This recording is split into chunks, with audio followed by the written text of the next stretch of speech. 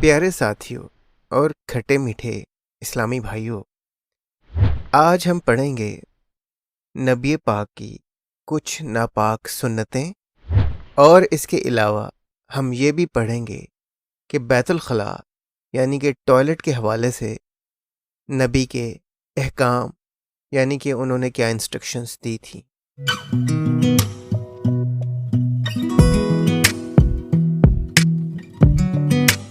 मुझे लोगों ने कहा है कि आप बड़े मुश्किल वर्ड्स यूज़ करते हैं।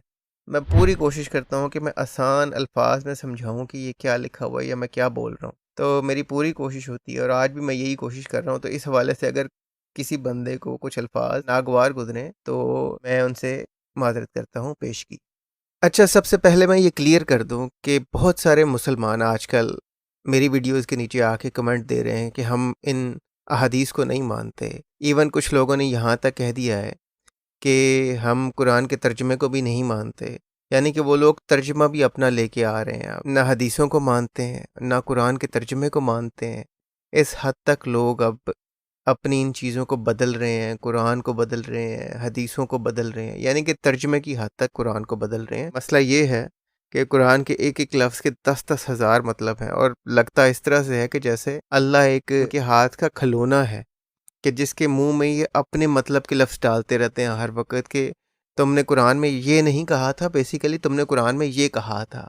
हर दफ़ा एक नया मतलब अल्लाह के मुंह में ठूंस देते हैं। मतलब कुरान के अरबी के वर्ड वो सेम ही हैं, लेकिन उसके तर्जुमे इतने मुख्तलिफ कर दिए हैं कि अगर अल्लाह कोई होगा तो वो सोच ही रहा होगा कि मुसलमानों ने मेरे साथ कर क्या दिया है। तो खैर बात सिर्फ इतनी है भाई कि ये हदीसें तब आप इनकार करें जब आपके उलमा कहें कि हम हदीसों की किताबों को नहीं मानते, कि कुरान के ये सारे तर्जुमे गलत हैं, अब हम नए तर्जुमे लाएंगे। आप अपनी तरफ से इनकार कर भी दें तब भी ये सारी चीज़ें उसी इस्लाम का हिस्सा हैं जिस इस्लाम को आप मानते हैं।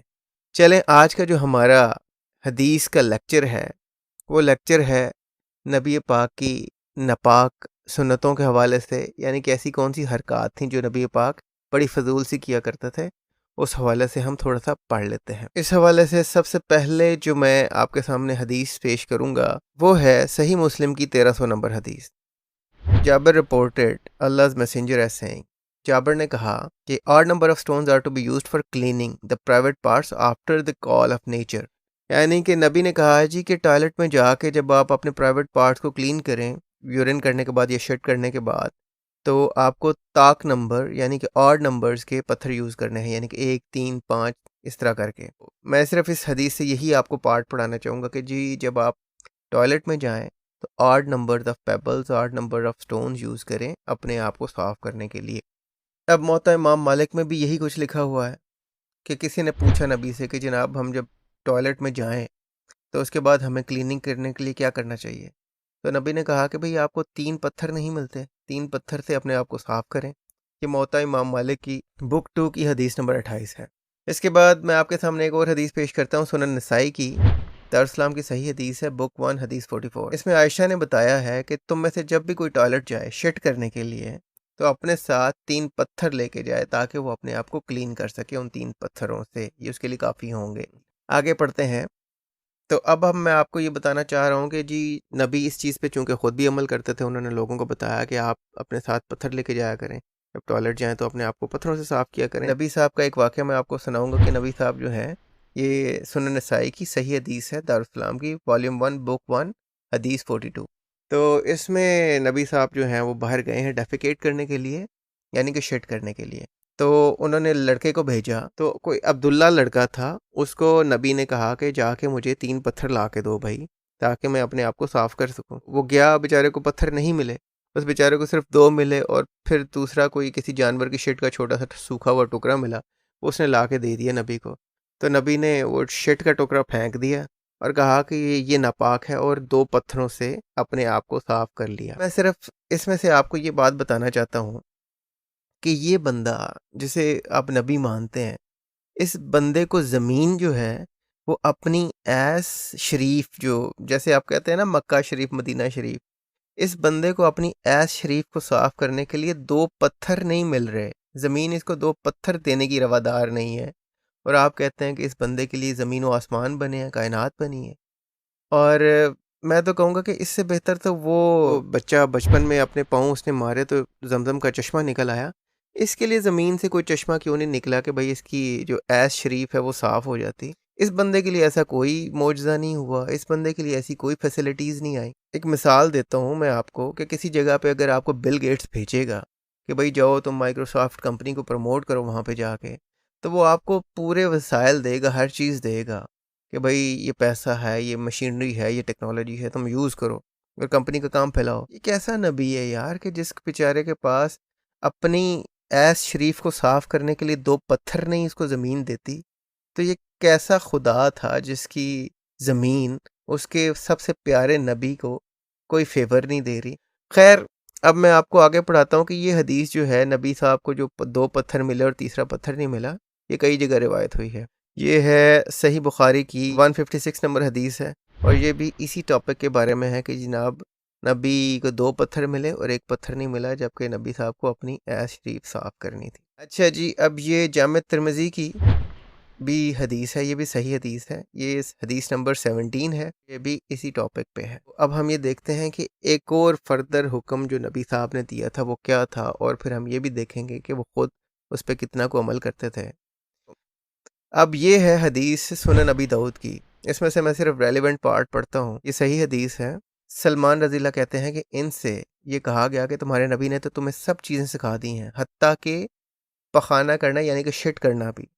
تو انہوں نے فخری انداز میں کہا کہ ہاں بے شک ہمارے نبی نے ہم کو پخانہ اور پیشاب کے وقت قبلہ رخ ہونے، داہنے ہاتھ سے استنجا کرنے، استنجا میں 3 سے کم پتھر استعمال کرنے اور گوبر اور ہڈی سے استنجا کرنے سے منع فرمایا ہے۔ یعنی کہ اب ایک حکم میں اس میں آپ کو بتاؤں گا کہ نبی نے کہا کہ جب آپ واش روم میں جائیں، جب ٹوائلٹ میں جائیں، تو آپ نے اپنا رخ قبلہ کی طرف نہیں کرنا۔ میں آپ کو بتاؤں یہ حدیث اور کہاں پہ ملتی ہے، یہ ہے بلاغ المرام میں، حدیث نمبر ہے 98۔ اور ابو ایوب نے کہا کہ اللہ کے نبی نے کہا کہ نہ تم قبلہ کی طرف منہ کرو نہ اپنی بیک کرو جب تم واش روم میں جاؤ، ٹوائلٹ میں جاؤ، ڈیفیکیٹ کرنے کے لیے، شٹ کرنے کے لیے یا یورین کرنے کے لیے۔ یعنی کہ شٹ کرتے وقت یا یورین کرتے وقت آپ نے قبلہ کی طرف نہ اپنا منہ کرنا ہے نہ اپنی بیک کرنی ہے۔ میں آج یہ کہوں گا کہ آج جب لوگوں کے پاس اتنے اچھے اچھے ٹوائلٹ بنے ہوئے ہیں، اچھے قسم کے کموڈ یوز ہوتے ہیں، کبھی آپ لوگوں نے نہیں سوچا کہ بھئی آپ کا منہ کس طرف ہے یا آپ کی بیک کس طرف ہے؟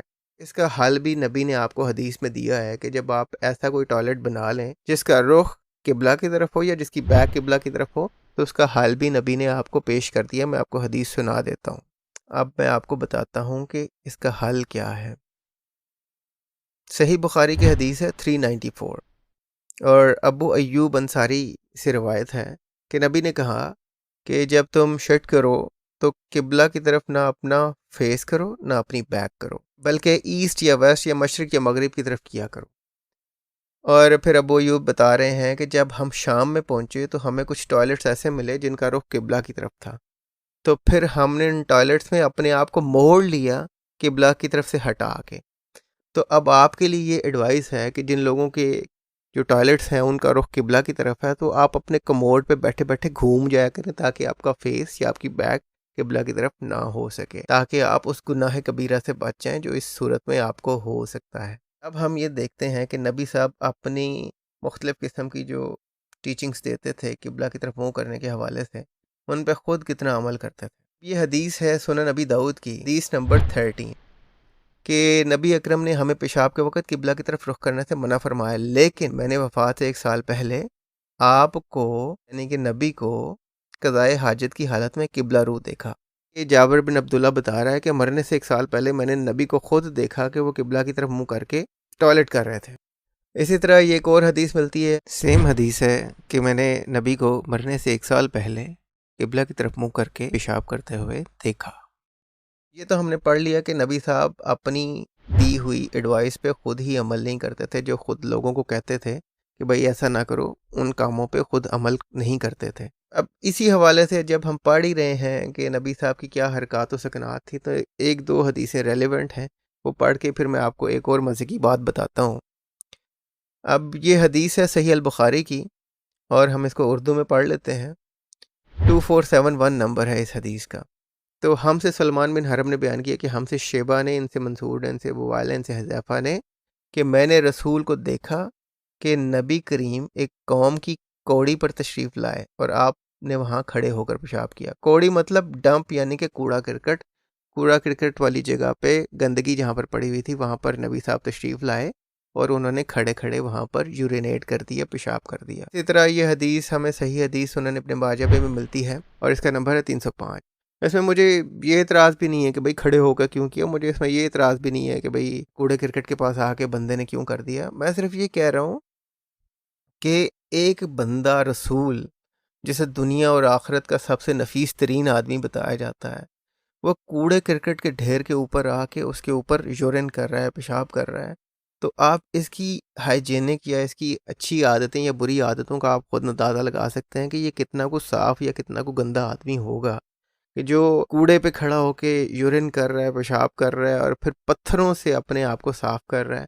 تو مطلب اس میں سارے میں صفائی کہاں ہے اور پاکیزگی کہاں ہے؟ مجھے صرف اتنا بتا دیں۔ خیر، یہ تو ہو گئے نبی صاحب کی فضول باتیں اور فضول حرکات۔ اب ہم آگے تھوڑا سا ایک اور بھی چیز پڑھ لیتے ہیں، کچھ ان ساری چیزوں کو دیکھ کے قبلہ کی طرف منہ کرنا کتنا امپورٹنٹ چیز ہے۔ یعنی کہ آپ جب نماز پڑھتے ہیں تو بے شک آپ کے اور قبلہ کے درمیان بے شمار بلڈنگز ہوں، ملک ہوں، لیکن آپ کا رخ قبلہ کی طرف ہی سمجھا جاتا ہے، آپ کا منہ قبلہ کی طرف ہی ہوتا ہے۔ اسی طرح جب آپ ٹوائلٹ میں جاتے ہیں تو نبی نے منع کر دیا کہ قبلہ کی طرف آپ نے نہ منہ کرنا ہے نہ بیک کرنی ہے۔ تو کتنا امپورٹنٹ ہے یہ چیز اسلام میں، احتیاط کرنی پڑتی ہے ہر جگہ پہ۔ اب بات صرف اتنی ہے کہ جب اللہ تعالیٰ کہتا ہے میں 7ویں آسمان پہ رہتا ہوں، اور میں ایک حدیث آپ کو تھوڑی سی پڑھ کے سنا دوں، تھوڑی سی حسن حدیث ہے، جامع ترمذی کی 1924، جس نے بھی کہا merciful are shown mercy by Ar-Rahman, be merciful on earth and you will be shown mercy from who is Abu the havens. یعنی کہ تم زمین والوں پہ مہربانی کرو تو جو آسمان کے اوپر رہنے والا ہے وہ تم پہ مہربانی کرے گا۔ یہ ایک حدیث ہے۔ تو میں صرف یہ کہوں گا کہ بھئی آپ کا رخ کس طرف ہونا چاہیے اور آپ کی بیک کس طرف ہونی چاہیے، کتنی امپورٹنٹ بات ہے۔ تو جب آپ نماز پڑھتے ہوئے زمین پہ اپنا ماتھا ٹیکتے ہیں، سجدہ کرتے ہیں، تو اس وقت آپ یہ تو سوچیں کہ جو آپ اپنی ایس جو ہے آسمان کو دکھا رہے ہیں، تو اللہ تو آسمانوں کے اوپر رہتا ہے، کیا اس کی بے حرمتی نہیں ہو رہی ہوگی کہ بھئی آپ نے سجدہ کیا ہے اور پیچھے سے آپ نے ایس جو اٹھا کے آسمانوں کی طرف کر دی ہے؟ تو اللہ تو 7ویں آسمان پہ ہے یا آسمانوں کے اوپر رہ رہا ہے، یا پھر وہ ایک حدیث میں آتا ہے کہ بھئی وہ تہجد کے وقت، آدھی رات کے وقت جو ہے اللہ پہلے آسمان پہ آ جاتا ہے۔ تو جب آپ قبلہ کی طرف منہ کر کے اپنا ماتھا زمین پہ ٹیک رہے ہیں تو آپ بیسیکلی اپنا جو ہے بیک، اپنی ایس، وہ اللہ کو دکھا رہے ہیں۔ تو یہ اللہ کی بے حرمتی نہیں ہے؟ کبھی آپ نے اس بارے میں سوچا ہے؟ اس لیے میں آپ کو یہ کہوں گا کہ ان ساری چیزوں پہ غور کریں، اور ایسا نہ ہو کہ قبلہ کو سجدہ کرنے کے چکر میں آپ لوگ اللہ کی بے حرمتی کر رہے ہیں کہ جس نے بیسیکلی قبلہ اور یہ ساری چیزیں آپ لوگوں کے لیے بنائی ہیں۔ تو آپ لوگوں کو ان چھوٹی چھوٹی ڈیلیکیٹ چیزوں کا خیال رکھنا چاہیے۔ اور میں کہوں گا کہ نیکسٹ ٹائم جب آپ سجدے میں جائیں تو اپنی بیک کو زیادہ اوپر اٹھانے کی بجائے نیچے دبا کے رکھیں، تاکہ اللہ تعالیٰ کی آپ بے حرمتی نہ کریں، کیونکہ آپ کو تو پتہ ہے اللہ سب کچھ دیکھ رہا ہے، تو اللہ کو ایسی چیزیں تو نہیں دکھانی چاہیے۔ تو اسی پیغام کے ساتھ پھر ملتے ہیں کسی نئی ویڈیو میں، کسی نئے ٹاپک کے ساتھ، اور ہمارے انگلش کے چینل کو ضرور سبسکرائب کریں۔ اس کے علاوہ مجھے پیٹریون پہ ضرور سپورٹ کریں۔ Until next time, please stay away from Islam. Thank you.